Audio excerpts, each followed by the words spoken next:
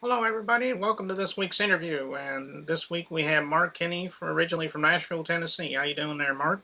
All right, how about you, man? Oh, I'm doing pretty good. Glad you could come on Ben TV for a few minutes and talk with us.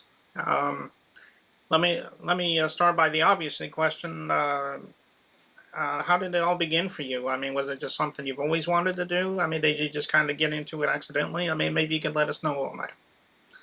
Well, where I was originally from, it just there ain't much to do in the country, so you wind up if you find an old guitar laying around or something, you start making noise with it, just to have something to do all day. Mm-hmm. There ain't much to do where I was from originally in Beauregard, Alabama, Mm-hmm. and that's just how it started up for me. And then I had a few friends that played around with a guitar. My dad started teaching me, and then after that, I moved to a big city and started having a few lessons and stuff, and went on from there.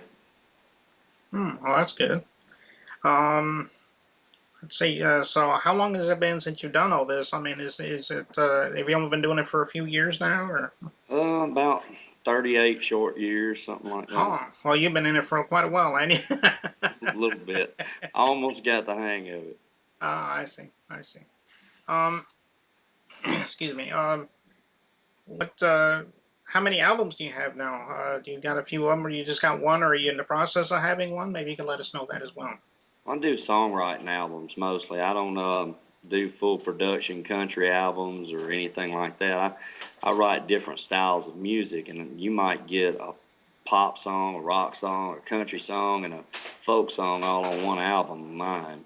So I try not to let Nashville steer me in any kind of way, shape, or form as a songwriter. I mean, I'm just like anybody else. I got to make money doing it.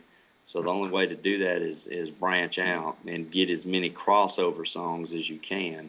So the first one I ever did anything with was called Please Wait, and I got it to Matchbox 20. And so Hmm. I've learned real quick, if you write a popish kind of song nowadays, it can go for country just as quick a lot of times, and so you're getting double paid for it.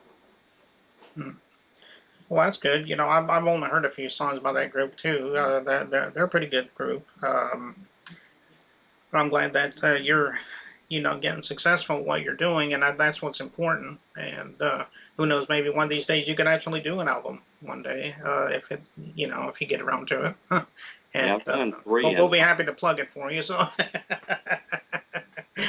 so now, before the show, you were telling me about a benefit that you're getting started here. Maybe you can tell us a little bit about that as well. yeah, as a benefit for a guy named Jay Hinkle.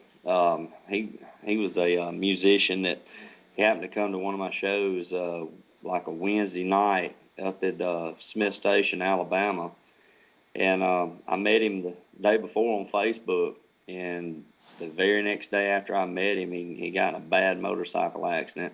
So he's lost his leg from the knee down on the right side, and his bones are crushed on the left side, and he's having a rough time, man. So I put together this big benefit in Opelika. I got the event center over there, and I've got car shows, truck shows, bike shows coming. The Dukes of Hazzard cars, the General Lee and the Roscoe P. Coltrane car for the kids. I got 18 bands booked, including mine. So it's going to be kind of a big deal around these parts, and I'm using all local musicians that have their own crowds. So hopefully it'll take off to help raise enough money if he gets out of this coma and makes it through it, that he'll have some money for, some of his medical bills and stuff, and a prosthetic leg, I'm hoping. But it's really sad because he was a really good guy. He did a lot of benefits himself.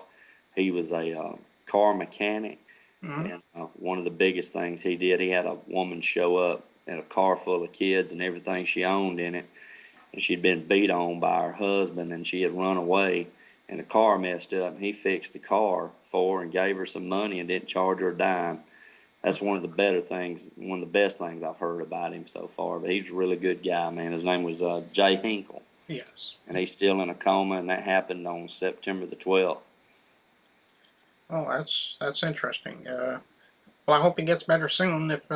If you ever send any kind of wishes to the family. Just let them know that we're thinking about them. Sure will, man. We saw his fiance yesterday at the hospital, and she's holding up pretty good.